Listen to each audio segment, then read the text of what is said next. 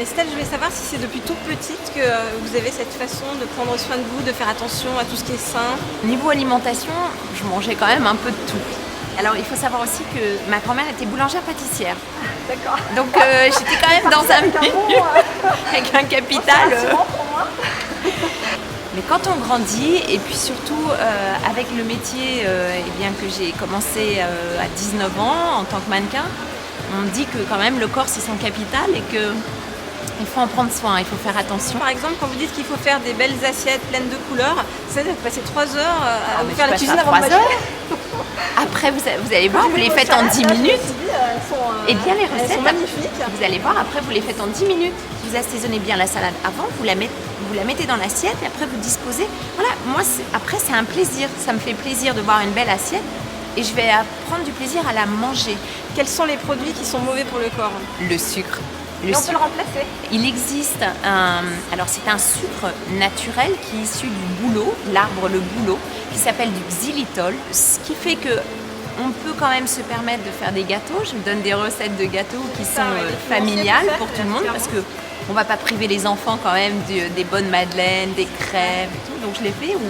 Mais par contre, il n'y a pas de gluten. C'est-à-dire que je vais utiliser des farines qui ne vont pas être du farine de blé, mais plutôt des vieilles farines que l'on utilisait dans le temps.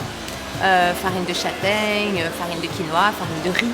Le sucre de coco, c'est très bon aussi, très très bon. D'ailleurs, en parlant de coco, par exemple les huiles, c'est très important aussi. Souvent, on a tendance à se dire, bon, je vais utiliser de l'huile d'olive, c'est parfait. L'huile d'olive, c'est très bien, mais il ne faut pas la faire chauffer. Alors que malheureusement, non, c'est pas une huile, elle perd toutes ses vitamines, elle perd tout. Alors que l'huile de coco, alors là, moi, je fais tout avec. Moi, ça m'intéresse parce qu'en ce moment, je suis en train de maigrir par l'hypnose. C'est pas l'hypnose qui va vous faire maigrir, c'est ce que l'on va rechercher en fait dans votre subconscient, dans votre conscient aussi, la façon d'accepter de maigrir.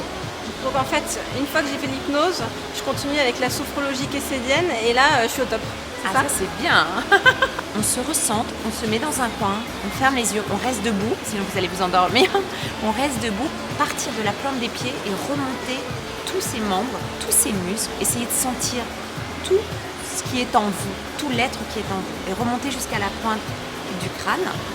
Et ensuite, vous asseoir, visualiser un objet, toujours les yeux fermés. Si je ne le fais pas, je sens la différence. Ouais, je sens la différence.